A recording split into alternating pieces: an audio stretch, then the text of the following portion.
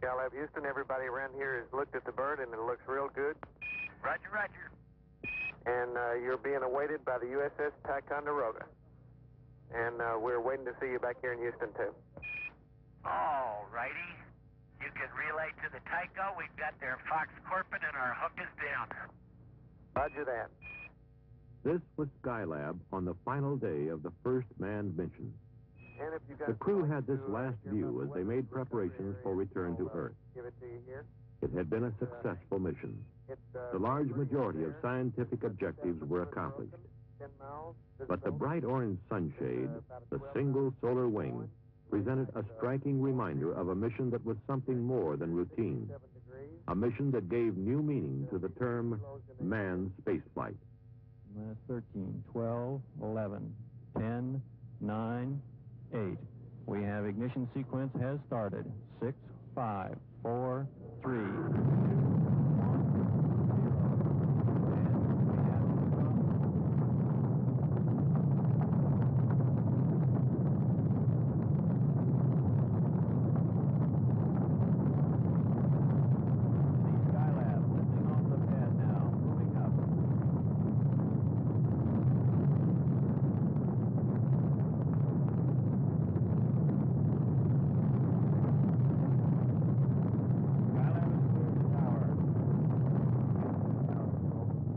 It was the afternoon of May 14, 1973, when the unmanned Skylab Saturn workshop was hurled aloft at Cape Kennedy, on the way to its assigned orbit 236 nautical miles in space.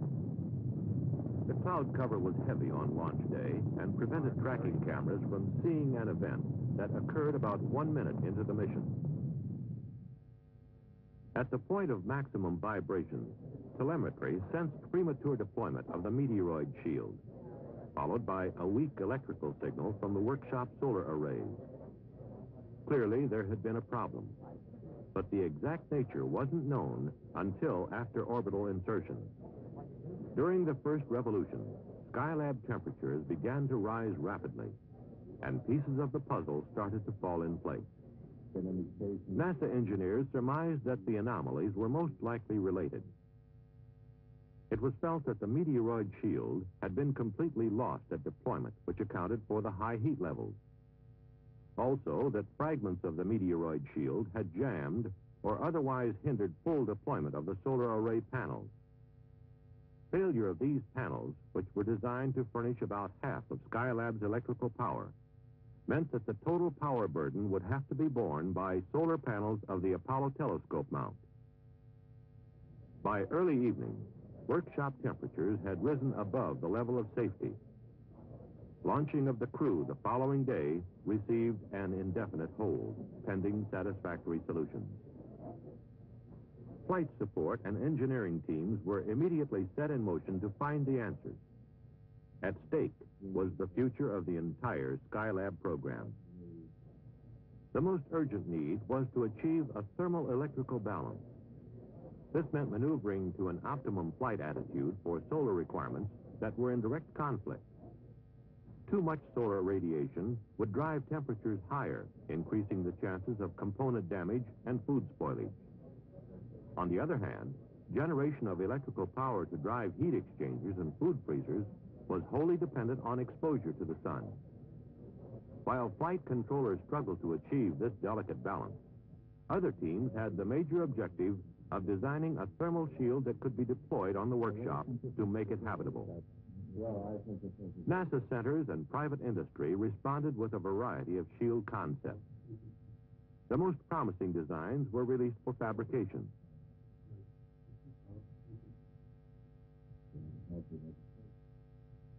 Finally, they were subjected to functional testing. By the 5th day of the mission, the choice had been narrowed to a model called the Parasol. It had good functional reliability, and the crew would be able to deploy it from inside the workshop through a scientific airlock.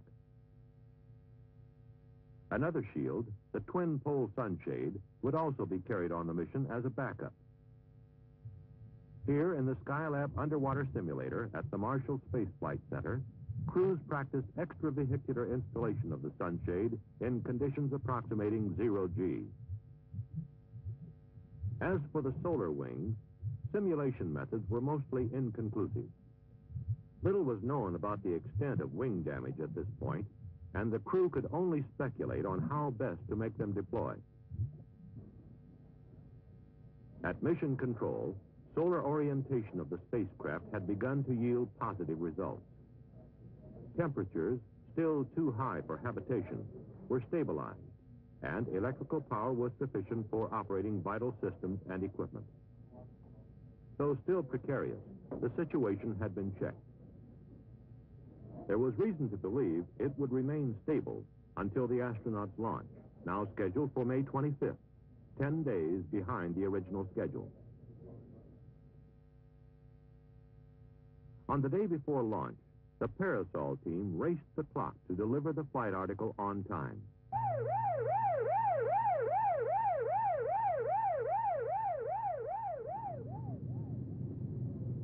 They were down to the last 30-minute extension as the Parasol, packed in the flight canister, was loaded for transfer to Cape Kennedy.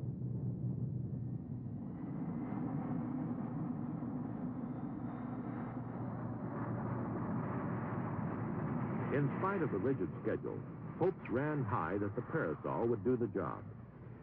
Attention now turned to the astronauts who would attempt to put it in place.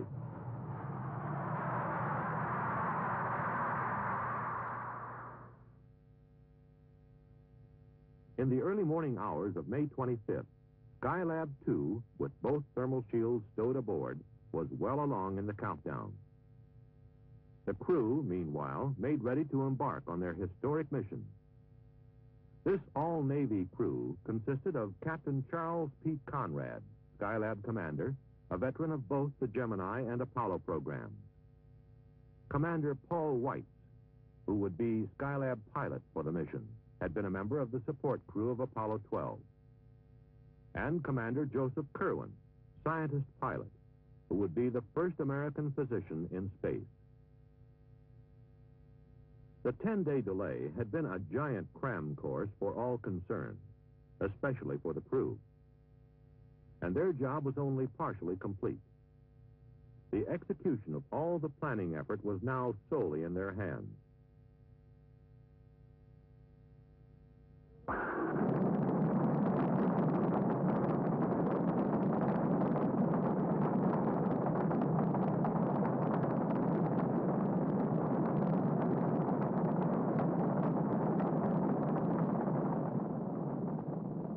Following a smooth launch, Skylab 2 maneuvered to the proper flight path attitude for its initial downrange orbit. By mid-afternoon, the crew had overtaken the workshop. TV picture beginning to come in now to the control center. Skylab Houston, we're AOS at Guam for the next 10 minutes. Tally, the Skylab. We got her in daylight at 1.5 miles, 29 feet per second. Roger, Pete, copy. They effected rendezvous and performed a fly-around to assess the damage. Most predictions were confirmed. Hey, Houston, the meteoroid shield area is solid gold. Roger, copy. His brief description is his suspected solar wing 1 and 2, right? Yeah, 2 is gone. Completely off the bird. Solar wing 1 is in fact partially deployed, and the reason that you've got different readings not symmetric between your 3 solar panels is there's a bulge of meteorite shield underneath it in the middle, and it looks to be holding it down. Roger, copy. Okay, Houston, it looks like the meteorite shield at the upper vent panel on the sand wing has wrapped around it just slightly. Where are we? Now, my guess is that our easiest thing to do is just go to the end and try and deploy it. Roger, Pete, from which side of the SAS is the meteoroid shield slightly wrapped around? Is it on the side of the main tunnel? Or Before docking, the crew attempted to free the wing. The other side, Dick. Although the try was unsuccessful, the TV pictures seen here proved invaluable in devising the technique that ultimately worked. Following a night's sleep in the command module, the crew spent the morning of Saturday, the 26th, activating and checking systems in the multiple docking adapter and airlock module.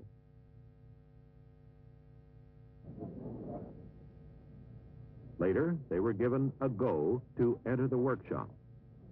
So we are progressing slow but sure, and everything so far is working.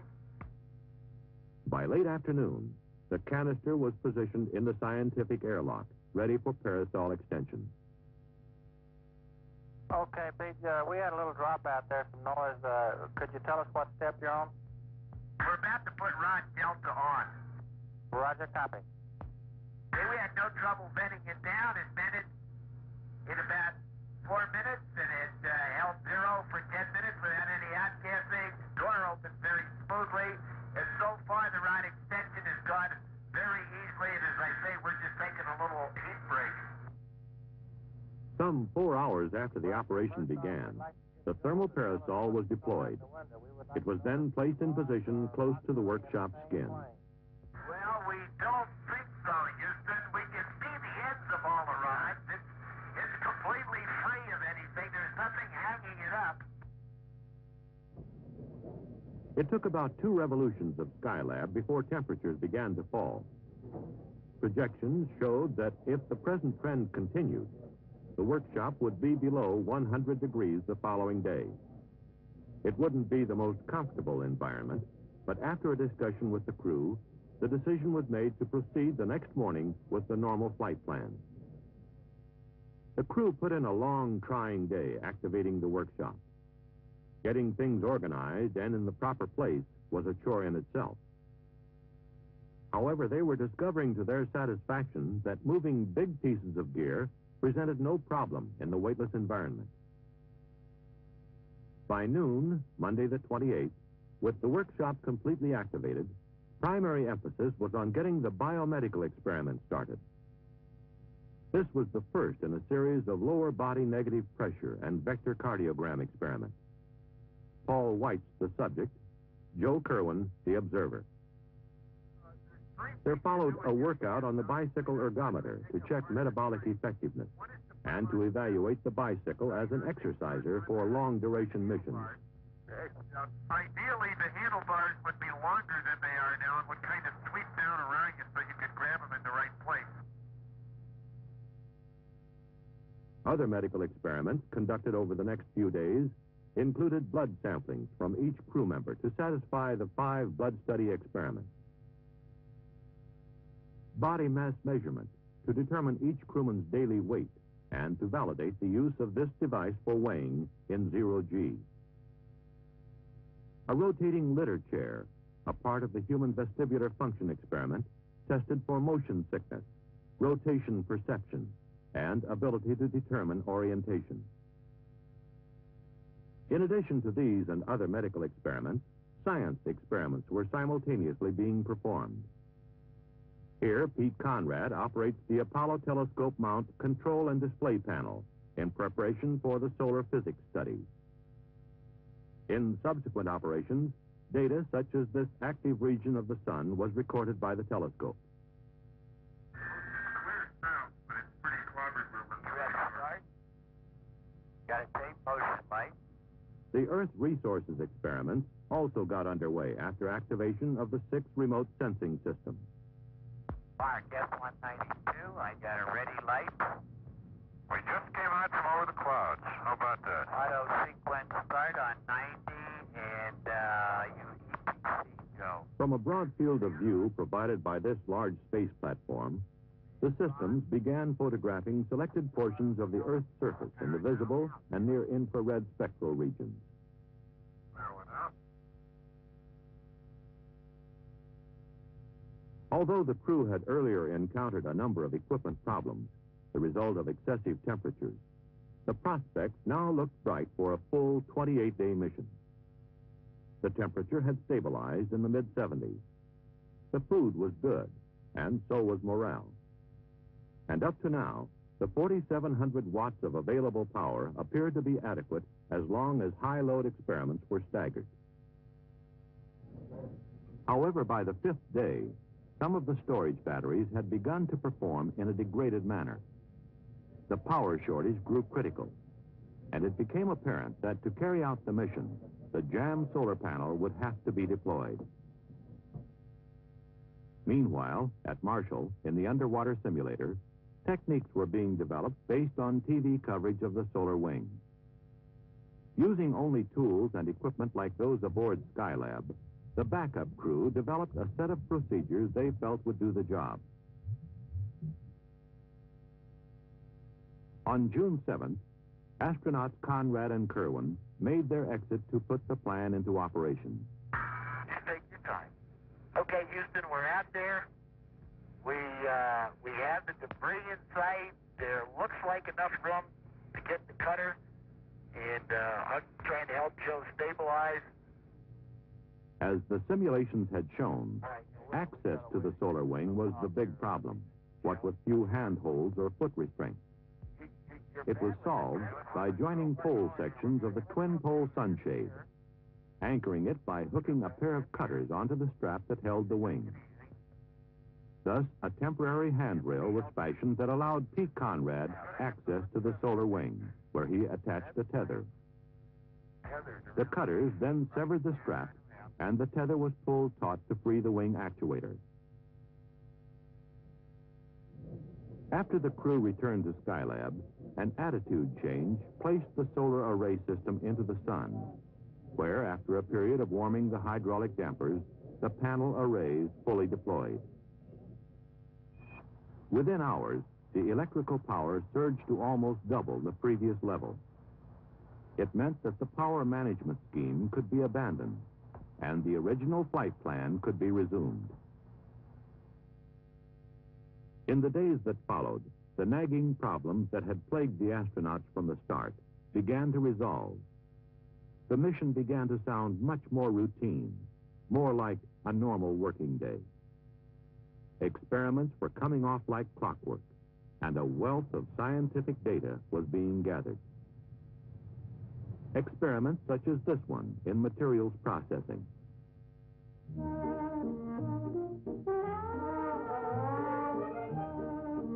With more leisure, it was not uncommon for the men of Skylab to indulge themselves in the fluidity of movement in zero-G.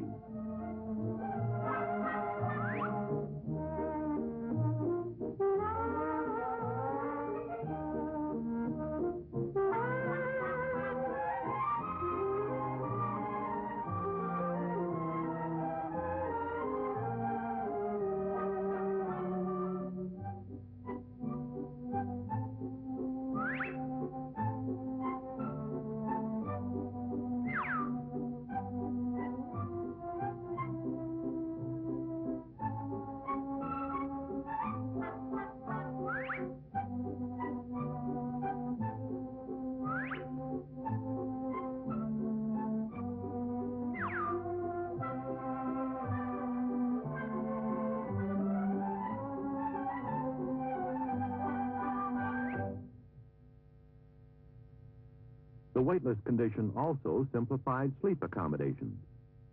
Since there was really no up or down, the only requirement was a sleeping bag type of restraint. And as mentioned earlier, heavy objects were easily handled. It was the small pieces that sometimes got away. But even when objects were lost, they generally turned up sooner or later on the air conditioning screen, there to be reclaimed. On day 29, after performing final closeout of the orbital workshop, the crew donned spacesuits for the return leg of their mission. Skylab Houston, we're in that hold CMG. You're go for undocking. Okay, stand by. Roger. Okay, we're free. We got 0.4 of a foot per second, Houston. Roger. Bye-bye, Skylab. After undocking, they remained on station briefly to obtain photographic coverage.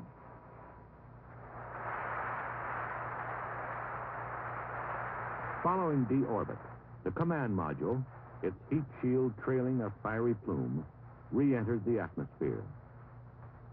For the first time in about a month, the crew experienced the forces of gravity.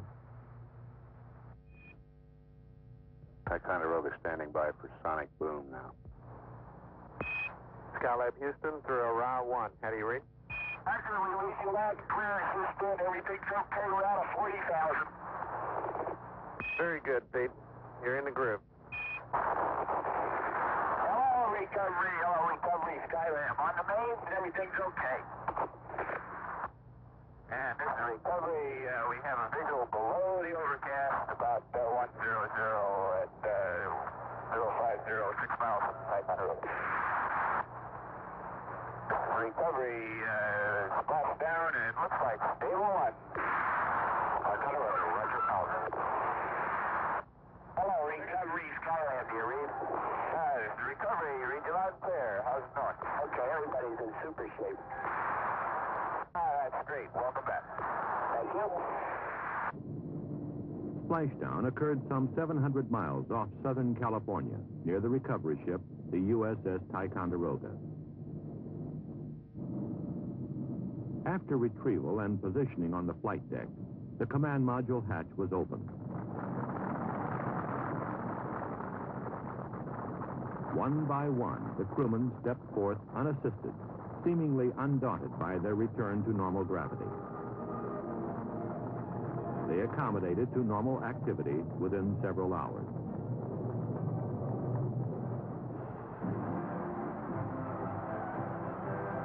In San Diego, the first Skylab crewmen were received by a vocal and appreciative throng. They had reason to be proud. The large majority of scheduled experimental data was gathered, and all subsystem operational test objectives were achieved. All this in spite of the problems encountered from the start.